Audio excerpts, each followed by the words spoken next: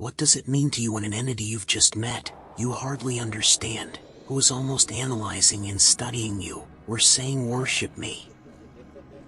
What does that mean to you?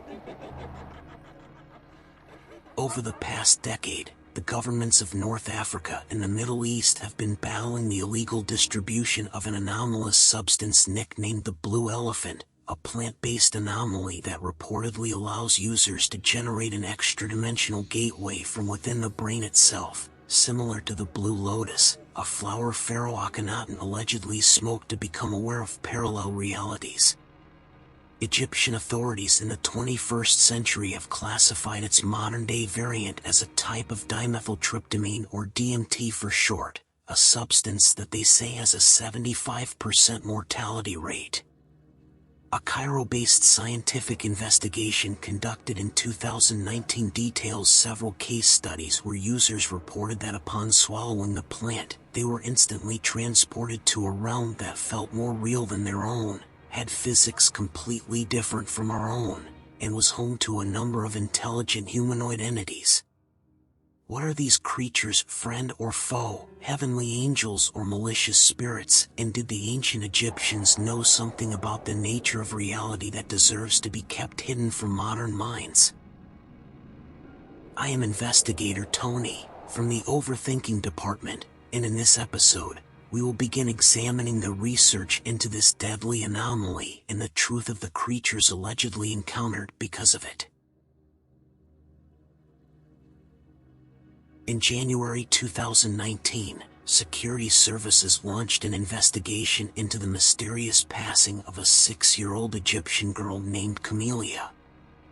Unfortunately, what at first appeared to be just another tragic story of a child accidentally swallowing her parents' medicine turned out to be part of a wider problem concerning a pill nicknamed the blue elephant. Her mother, reportedly a chemist, was arrested and charged while the health authorities began a nationwide crackdown on the distribution of this substance, a substance that has grown in popularity due to the reports of its ability to allow users to access parallel dimensions. But this is not a new practice in this country. During the reign of Pharaoh Akhenaten, it is believed that the recreational habits of the ancient Egyptians included the use of the blue lotus flower. This plant is found in lakes across East Africa, and it is believed by some to enable its users to become aware of parallel timelines and higher spatial dimensions via its psychotropic ingredients. Today, there are many hieroglyphs that show the importance of this flower in Egyptian culture, including one of Akhenaten holding up the lotus. Although scientists say that its psychotropic effects vary considerably from similar plants, in that it induces lucid dreaming instead of creating vivid hallucinations, the blue lotus is still viewed as a type of DMT, becoming famous in 2014 after the box office success of the Egyptian psychological horror film, The Blue Elephant, and its 2019 sequel. Many young adults wanted to know if it was real and if it posed a genuine threat, be it psychological or supernatural.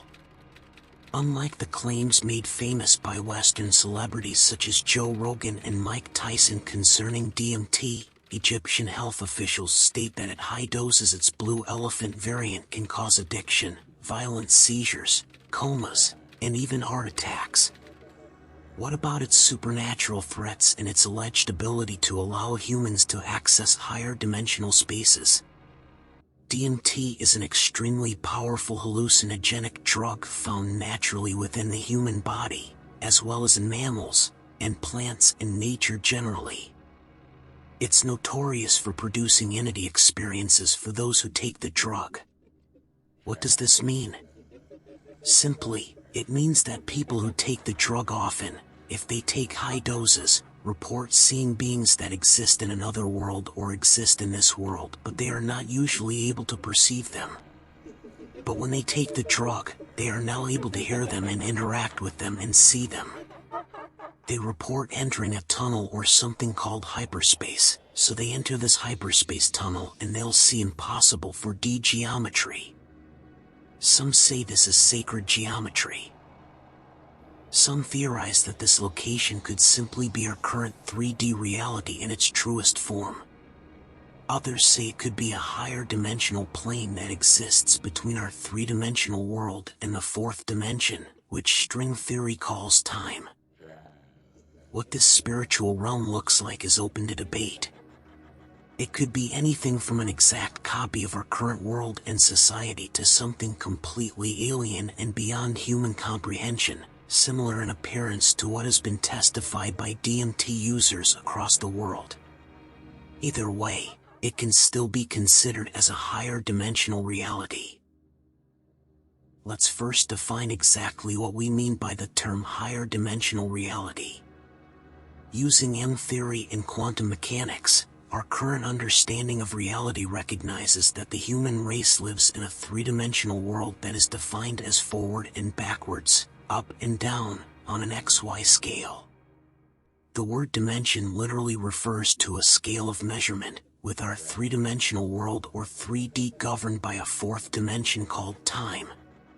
Quantum mechanics posits that there could be up to 11 or more different types of dimensions, so our question is, what if each dimension could be home to a specific class of life?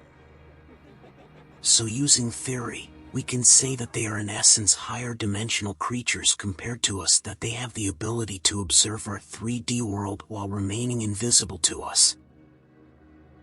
Critics and cynics of the use of DMT or the supernatural experiences associated with it can be categorized into three camps.